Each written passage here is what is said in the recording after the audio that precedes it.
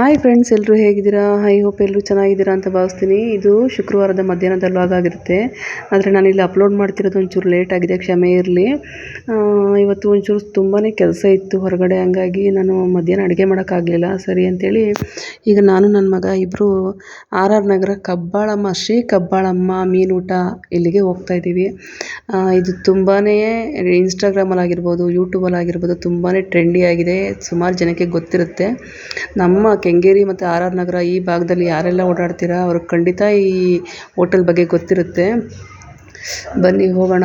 ತುಂಬಾ ಟೇಸ್ಟಿಯಾಗಿ ಮಾಡ್ತಾರೆ. ಇದು ನಾನು ಗಾಡಿ ಓಡಿಸ್ತಿರೋದು ನನ್ನ ಮಗ, ದೊಡ್ಡ ಮಗ ಇವನು. ಅವನಿಗೆ ಸ್ವಲ್ಪ ನಾಚಿಕೆ ಜಾಸ್ತಿ. ಮುಂಚೆ ಸ್ವಲ್ಪ ಹೈಸ್ಕೂಲ್ ಟೈಮಲ್ಲಿ ಎಜುಕೇಷನ್ ಮಾಡಬೇಕಾದ್ರೆ ಇವನಿಗೆ ತುಂಬಾ ಆ್ಯಕ್ಟಿಂಗ್ ಬಗ್ಗೆ ತುಂಬಾ ಆಸಕ್ತಿ ಇತ್ತು. ಹಾಗೆ ನಾನು ಆ್ಯಕ್ಟ್ರ್ ಆಗಬೇಕು, ಯಶ್ ಅವ್ರದ್ದು ಅಭಿಮಾನಿ ಇವನು. ಯಶ್ ಅವ್ರನ್ನ ನೋಡಿದ್ರೆ ನಾನು ಕೂಡ ಯಶ್ ಥರ ಆಗಬೇಕು ಅಂತೇಳಿ ತುಂಬಾ ಆಸೆ ಪಡ್ತಿದ್ದ. ಹಾಗಾಗಿ ನನಗೂ ಕೂಡ ಆ್ಯಕ್ಟಿಂಗ್ ಮಾಡಬೇಕು, ನನ್ನ ಮಕ್ಕಳು ಆ್ಯಕ್ಟಿಂಗ್ ಫೀಲ್ಡಲ್ಲಿ ಬೆಳಿಬೇಕು ಅಂತ ತುಂಬಾ ಆಸೆ. ಆದರೆ ಹೈಸ್ಕೂಲ್ ಟೈಮಲ್ಲಿ ತುಂಬಾ ಇವನಿಗೆ ಆಸಕ್ತಿ ಇತ್ತು. ಆಮೇಲೆ ಎಜುಕೇಷನ್ನು ಹೀಗೆ ಈ ಬೇರೆ ಬೇರೆ ಒಂದು ವಿಚಾರಗಳಿಂದ ಇದನ್ನು ಸ್ವಲ್ಪ ಕಂಟಿನ್ಯೂ ಮಾಡೋಕ್ಕಾಗಲಿಲ್ಲ ಅವನಿಗೆ. ಆದರೆ ಇವನಿಗೆ ಒಂದು 6 ತಿಂಗಳು ಮಟ್ಟಿಗೆ ನಾನು ನಾಗಾಭರಣ ಅವರ ಒಂದು ಡ್ರಾಮಾ ಟ್ರೂಪ್ ಇದೆ, ಅಲ್ಲಿ ಕ್ಲಾಸಿಗೆ ಹಾಕಿದ್ದೆ ಹೈಸ್ಕೂಲ್ ಓದಬೇಕಾದ್ರೆ. ಅಲ್ಲೂ ಕೂಡ ಮಾಡ್ತಿದ್ದ. ಆಮೇಲೆ ನಮ್ಮ ಮನೆ ಹತ್ರ ಮೂಕ್ ಸುರೇಶ್ ಅವರು ಸೂರ್ಯವಂಶ ಪಿಕ್ಚರಲ್ಲಿ ಮಾಡಿದ್ದಾರೆ, ನೋಡಿರ್ಬೋದು ನೀವು. ಅವರ ಮನೆ ಇದೆ, ಅವ್ರ ಮನೆಯಲ್ಲೇ ಅವ್ರ ಮಕ್ಕಳು ಮತ್ತು ಅವರೆಲ್ಲ ಸೇರಿ ಸಾಫಲ್ಯ ರಂಗತಂಡ ಅಂತ ನಡೆಸ್ತಾರೆ. ಅಲ್ಲೂ ಕೂಡ ಒಂದು 5-6 ತಿಂಗಳು ಹೋದ ಆ್ಯಕ್ಟಿಂಗ್ ಕ್ಲಾಸಿಗೆ. ಅವ್ರ ಜೊತೆ ಒಂದು 5-6 ಶೋಗಳ್ನೂ ಕೂಡ ಮಾಡಿದಾರೆ. ಅಂಗಶಂಕರ ಮತ್ತು ಇಲ್ಲಿ ಕಲಾಕ್ಷೇತ್ರದಲ್ಲೆಲ್ಲ ಒಂದು 5-6 ಶೋ ಕೊಟ್ಟ. ಹಂಗಾಗಿ ಆಮೇಲೆ ಎಜುಕೇಷನ್ನು ಕೆಲಸ ಅಂದ್ಕೊಂಡು ಹೀಗೆ ಡಿಸ್ಕಂಟಿನ್ಯೂ ಆಗೋಯಿತು ಆ್ಯಕ್ಟಿಂಗ್ ಫೀಲ್ಡ್ ಅನ್ನೋದು. ಇನ್ನು ಮುಂದಿನ ದಿವಸದಲ್ಲಿ ಯಾವಾಗಾದರೂ ಏನಾದರೂ ಚಾನ್ಸ್ ಸಿಕ್ಕಿದ್ರೆ ಖಂಡಿತ ಮಾಡಿಸ್ಬೇಕು ಅವನಿಗೆ. ನನ್ನ ಮಗ ಹೇಗಿದ್ದಾನೆ ಫ್ರೆಂಡ್ಸ್? ಎತ್ತವ್ರಿಗಂತೂ ಹೆಗಣ ಮುದ್ದು ಅಂತೀವಲ್ವ, ಹಾಗಾಗಿ ನಮ್ಮ ಮಕ್ಕಳು ನಮ್ಗೆ ಯಾವಾಗಲೂ ಚೆನ್ನಾಗೇ ಕಾಣಿಸ್ತಾರೆ. ನಿಮ್ಗೆ ಏನು ಅನ್ನಿಸ್ತಾ ಇದೆ ನನ್ನ ಮಗನ ನೋಡಿ ಕಮೆಂಟ್ ಬಾಕ್ಸಲ್ಲಿ ತಿಳಿಸಿ. ಅವನಿಗೆ ಒಂಚೂರು ಶೈನೆಸ್ ಜಾಸ್ತಿ, ನಾಚಿಕೆ. ಈ ಕ್ಲಾಸಿಗೆಲ್ಲ ಹೋಗ್ಬೇಕು, ಆ್ಯಕ್ಟಿಂಗ್ ಕ್ಲಾಸಿಗೆಲ್ಲ ಹೋಗ್ಬೇಕಾದ್ರೂ ಅದೆಲ್ಲ ಸ್ವಲ್ಪ ಕಡಿಮೆ ಆಗಿತ್ತು. ಸ್ಟೇಜ್ ಫಿಯರೆಲ್ಲ ಇರಲಿಲ್ಲ. ಈಗ ಮತ್ತೆ ಅದೊಂಥರ ಅವನಿಗೆ ಸ್ಟಾರ್ಟ್ ಆಗಿಬಿಟ್ಟಿದೆ. ಕ್ಯಾಮ್ರಾ ನೋಡಿದ್ರೆ ಸಾಕು ಮುಖ ಮುಚ್ಕೊತಾನೆ. ಇವತ್ತು ನಾವು ಹೋಗ್ತಾ ಇರುವಂಥ ಜಾಗ ಶ್ರೀ ಕಬ್ಬಾಳಮ್ಮ ಮೀನೂಟ ಅಂತೇಳ್ಬಿಟ್ಟು ತುಂಬಾ ಚೆನ್ನಾಗಿರುತ್ತೆ. ಮನೆಯಲ್ಲಿ ಹೇಗೆ ಮಾಡ್ತೀವಿ ನಾವು ಅಡುಗೆಗಳು, ಮೀನೂಟ ಆಗಿರ್ಬೋದು, ಚಿಕನ್ ಮಟನ್ ಎಲ್ಲ ಅದೇ ಥರನೇ ಟೇಸ್ಟಿಯಾಗಿ ಶುದ್ಧವಾಗಿ ಕ್ಲೀನಾಗಿ ಮಾಡ್ತಾರೆ. ತುಂಬಾ ಚೆನ್ನಾಗಿರುತ್ತೆ. ಹಾಗೆ ನಮ್ಮ ಮನೆಯಿಂದ ಮೈಸೂರು ರೋಡ್ಗೆ ಅಟ್ಯಾಚ್ ಆಗಬೇಕು ಅಂತಂದರೆ ಪ್ರತಿ ಸತಿ ರೈಲ್ವೆ ಟ್ರ್ಯಾಕನ್ನು ದಾಟ್ಕೊಂಡೆ ನಾವು ಹೋಗಬೇಕಾಗುತ್ತೆ. ಈ ರೈಲ್ವೆ ಟ್ರ್ಯಾಕಲ್ಲಿ ಯಾವಾಗ ನೋಡಿದ್ರು ಟ್ರೈನ್ ಪಾಸ್ ಆಗೋದ್ರಿಂದ ನಮಗೆ ಯಾವಾಗಲೂ ಅರ್ಜೆಂಟಿಗೆ ಹೋಗಬೇಕು ಅಂತಂದರೆ ಈ ಥರ ಗೇಟ್ ಹಾಕಿಟ್ಟಿರ್ತಾರೆ. ಹಂಗಾಗಿ ಲೇಟ್ ಆಗಿಬಿಡುತ್ತೆ. ಯಾವಾಗ ಇದು ಆದಷ್ಟು ಬೇಗ ಸರ್ಕಾರ ನಮ್ಮ ಭಾಗದಲ್ಲಿರುವಂಥ ಸರ್ಕಾರದವರು ಬೇಗ ಒಂದು ಅಂಡರ್ ಪಾಸ್ ಮಾಡಿಸ್ಬಿಟ್ರೆ ತುಂಬಾ ಹೆಲ್ಪ್ ಆಗುತ್ತೆ ಜನಗಳಿಗೆ. ನೋಡಿ ಈಗ ಹೋಗ್ತಾಯಿದ್ದೀವಿ ನೋಡಿ. ಇದೇ ಫ್ರೆಂಡ್ಸ್ ನಮ್ಮ ಕಬ್ಬಾಳಮ್ಮ, ಶ್ರೀ ಕಬ್ಬಾಳಮ್ಮ ಮೀನೂಟ ಅಂತೇಳ್ಬಿಟ್ಟು. ನನ್ನ ಮಗ ಬಂದು ಮಟನ್ ಊಟ ತೊಗೊಂಡ. ಮಟನ್ ಊಟದಲ್ಲಿ ಮುದ್ದೆ ಮತ್ತು ಮಟನ್ ಕರಿ, ಬೋಟಿ ಮತ್ತು ತಲೆ ಮಾಂಸ ಇರುತ್ತೆ. ತುಂಬಾ ಚೆನ್ನಾಗಿತ್ತು ಟೇಸ್ಟು. ನಾನು ಒಂದು ಚಿಕನ್ ಮೀಲ್ಸ್ ತೊಗೊಂಡೆ. ಚಿಕನ್ ಮೀಲ್ಸಲ್ಲಿ ಚಿಕನ್ ಗ್ರೇವಿ ಮತ್ತು ಮುದ್ದೆ, ಅನ್ನ ಅನ್ಲಿಮಿಟೆಡಾಗಿ ಕೊಡ್ತಾರೆ. ಮಟನ್ನು ಚಿಕನ್ ಎರಡೂ ಕೂಡ ಅನ್ಲಿಮಿಟೆಡ್ ಇರುತ್ತೆ. ಎಷ್ಟು ಬೇಕಾದ್ರೂ ನಾವು ಊಟ ಮಾಡ್ಬೋದು. ಮತ್ತು ಇನ್ನೊಂದು ಇಲ್ಲಿ ವಿಶೇಷ ಅಂತಂದರೆ ಎಲ್ಲ ರೀತಿಯ ಸಮುದ್ರದ ಮೀನುಗಳು ಹಾಗೆ ಕೆರೆ ಮೀನುಗಳನ್ನ ತಂದು ಒಲೆಯಲ್ಲಿ ಫ್ರೈ ಮಾಡಿ ಕೊಡ್ತಾರೆ. ನೋಡ್ತಾ ಇರ್ಬೋದು ಎಷ್ಟು ಜನ ಕ್ರೌಡ್ ಇದ್ದಾರೆ ಅಂತೇಳ್ಬಿಟ್ಟು. ಟೇಸ್ಟು ಕೂಡ ಹಾಗೆ ಕೊಡ್ತಾರೆ, ಮನೆ ಊಟ ಥರನೇ ಇರುತ್ತಲ್ಲ, ಹಾಗಾಗಿ ಹುಡುಕ್ಕೊಂಡು ಬರ್ತಾರೆ ಜನ ಇಲ್ಲಿಗೆ. ಇನ್ಸ್ಟಾಗ್ರಾಮ್ ಆಗಿರ್ಬೋದು, ಯೂಟ್ಯೂಬ್ ಆಗಿರ್ಬೋದು, ಫೇಸ್ಬುಕ್ಕಲ್ಲಿ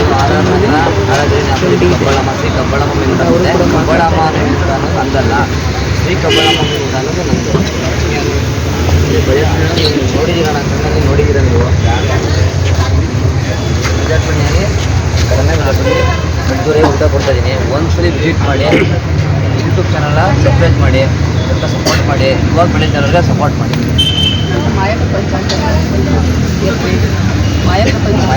ಮಾಯಾ ಪ್ರಪಂಚ ಅಂತ ಅಂದ್ಬಿಟ್ಟು ಚಾನಲ್ಲು ದಯವಿಟ್ಟು ಶೇರ್ ಮಾಡಿ, ಸಪೋರ್ಟ್ ಮಾಡಿ.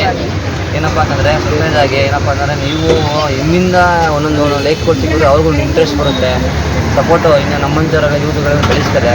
ಇವತ್ತು ಬೆಳೆಸಿರೋದೆಲ್ಲ ಯೂಟ್ಯೂಬರ್ ಅರ್ಧ ನಮ್ಮನ್ನು ಯಾಕಪ್ಪ ಅಂತಂದರೆ ಯೂಟ್ಯೂಬರ್ ಹಾಕಲಿಲ್ಲ ನೀವು ಹೆಂಗೆ ಬರ್ತಿದ್ರಿ, ಒಂದೊಂದು ಲೈಕು ಒಂದು ಕಮೆಂಟ್ಸ್ ಕೊಡ್ತೀವಿ, ದಯವಿಟ್ಟು ಸಬ್ಸ್ಕ್ರೈಬ್ ಆಗಿ ಅವ್ರಿಗೆ ಸಪೋರ್ಟ್ ಮಾಡಿ. ಇಲ್ಲಿ ಆರ್ ಆರ್ ನಗರದಲ್ಲಿ ಈ ಕಡೆ ಇರುವಂಥವ್ರು ಖಂಡಿತ ಇದ್ರ ಬಗ್ಗೆ ಗೊತ್ತಿರುತ್ತೆ, ತುಂಬಾ ಚೆನ್ನಾಗಿರುತ್ತೆ. ನಾವಂತೂ ಅಟ್ಲೀಸ್ಟ್ ಒಂದು ವಾರ 15 ವರ್ಷಕ್ಕೆ ಬಂದು ಹೋಗ್ತಾ ಇರ್ತೀವಿ. ಈ ಕಡೆ ಬಂದಾಗ ಬೇರೆ ಊರುಗಳಿಂದ ಆಗಲಿ ಇಲ್ಲಿರೋರಾಗಲಿ ಬಂದು ಊಟ ಮಾಡಿ ತುಂಬಾ ಚೆನ್ನಾಗಿರುತ್ತೆ ಟೇಸ್ಟು. ಮತ್ತೆ ಬಂದಿಲ್ಲ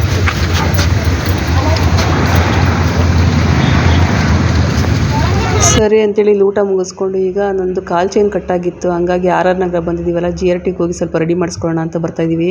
ನೋಡಿ ಇಲ್ಲಿ ರೈಟ್ ಸೈಡಲ್ಲಿ ಕಾಣ್ತಿದ್ದಿಲ್ಲ, ಅದು ಚೆಲುವಿನ ಚಿತ್ತರ ಅಮೂಲ್ಯ ಅವ್ರ ಮನೆ. ಅದು ನೋಡಿ ಇಲ್ಲಿ ಪೋಸ್ಟರ್ ಕಾಣ್ತಿದೆಯಲ್ಲ BJPದು, ಅದು ಅವ್ರ ಮನೆ, ಅಮೂಲ್ಯ ಅವ್ರದ್ದು. ಯಾರಾದರೂ ಈ ಕಬ್ಬಾಳಮ್ಮ ಊಟಕ್ಕೆ, ಮೀನು ಊಟಕ್ಕೆ ಹೋಗಿಲ್ಲ ಅಂತಂದರೆ ಖಂಡಿತ ಆರ್ ಆರ್ ನಗರ ಕಡೆ ಬಂದಾಗ ಹೋಗಿ, ತುಂಬಾ ಚೆನ್ನಾಗಿ ಮಾಡ್ತಾರೆ. ನಮಗಂತೂ ತುಂಬಾ ಇಷ್ಟ. ಅಟ್ಲೀಸ್ಟ್ ವಾರಕ್ಕೊಂದು ಸತಿ 2 ವಾರಕ್ಕೊಂದು ಸತಿ ಹೋಗ್ತಾನೆ ಇರ್ತೀವಿ ನಾವು.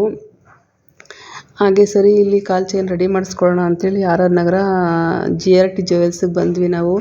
ಹೊಸದೇ ಕಾಲ್ ಚೈನು, ಹಂಗೂ ಅದು ಯಾಕೋ ಲೂಸ್ ಆಗಿಬಿಟ್ಟಿದೆ, ಹಂಗಾಗಿ ಸ್ವಲ್ಪ ಕಟ್ ಮಾಡಿಸಿ ಸ್ವಲ್ಪ ಚಿಕ್ಕದು ಮಾಡಿಸೋಣ ಅಂಥೇಳಿ ಬಂದಿದ್ದೀವಿ ಈಗ.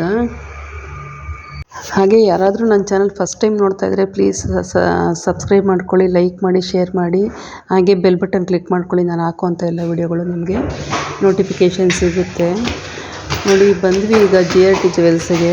ಇಲ್ಲಂತೂ ಎಲ್ಲ ರೀತಿಯ ಒಡವೆಗಳು ಆಗಿರ್ಬೋದು, ಬೆಳ್ಳಿ ಒಡವೆಗಳಾಗಿರ್ಬೋದು, ಪ್ಯೂರಿಟಿ ಚೆನ್ನಾಗಿರುತ್ತೆ.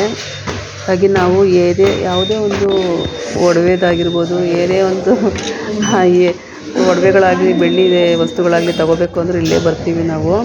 ತುಂಬ ಚೆನ್ನಾಗಿ ಟ್ರೀಟ್ ಮಾಡ್ತಾರೆ, ನಮಗಂತೂ ತುಂಬಾ ಇಷ್ಟ ಇಲ್ಲಿ.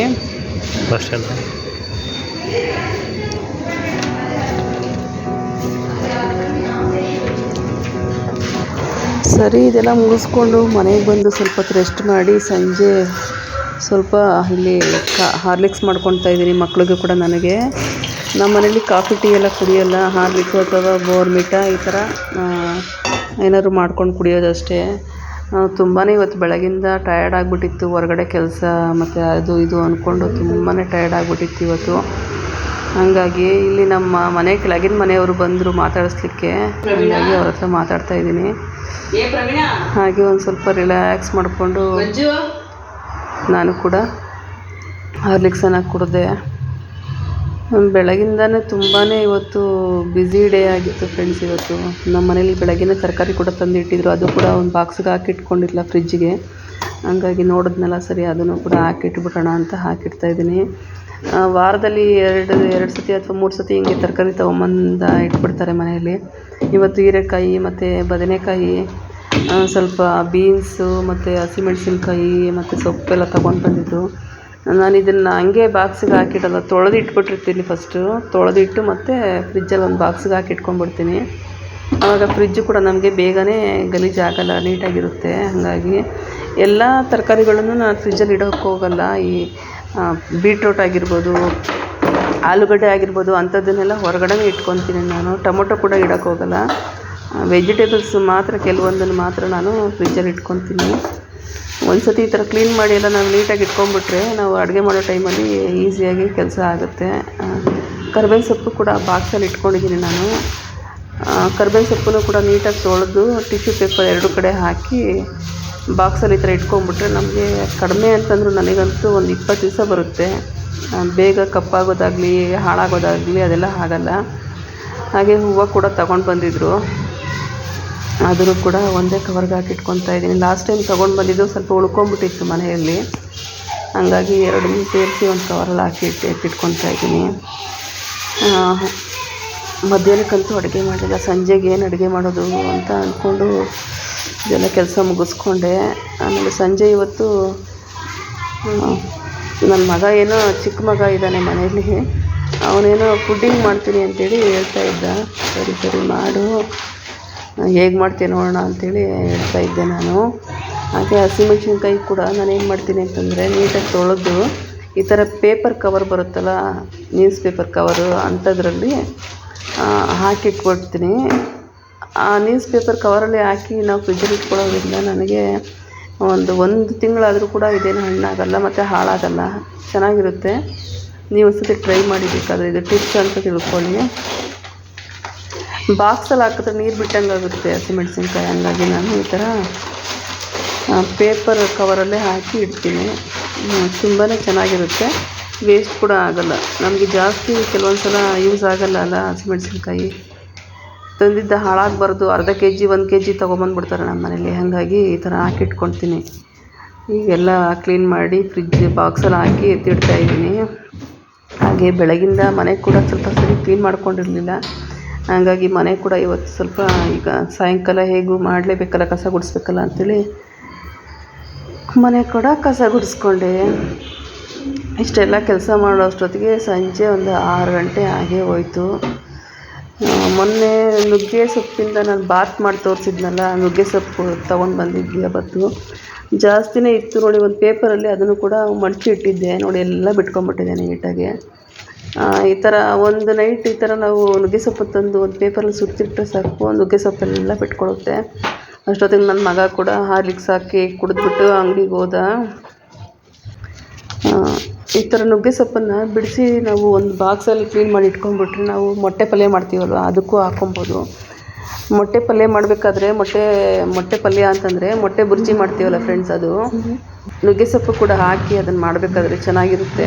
ನುಗ್ಗೆ ಸೊಪ್ಪು ಒಂದು ಕಬ್ಬಿಣದ ಅಂಶ ಜಾಸ್ತಿ ಇರುತ್ತೆ ಅಂತ ಹೇಳ್ತಾರಲ್ಲ, ಐರನ್ ಕಂಟೆಂಟು, ಹಾಗಾಗಿ ಇದು ಹೆಲ್ತಿಗೆ ತುಂಬ ಒಳ್ಳೆಯದು, ಕಣ್ಣಿಗೆ ಒಳ್ಳೆಯದು ಅಂತ ಹೇಳ್ತಾರಲ್ಲ. ನಾನು ಮೊನ್ನೆ ಇದರಿಂದ ನುಗ್ಗೆ ಸೊಪ್ಪನ್ನು ಬಳಸ್ಕೊಂಡು ರೈಸ್ ಬಾತ್ ಮಾಡಿದ್ದೆ. ನೋಡಿಲ್ಲ ಅಂತಂದರೆ ನನ್ನ ಯೂಟ್ಯೂಬ್ ಚಾನಲಲ್ಲಿ ಇದೆ, ಚೆಕ್ ಮಾಡಿ ಒಂದು ಸತಿಗೆ.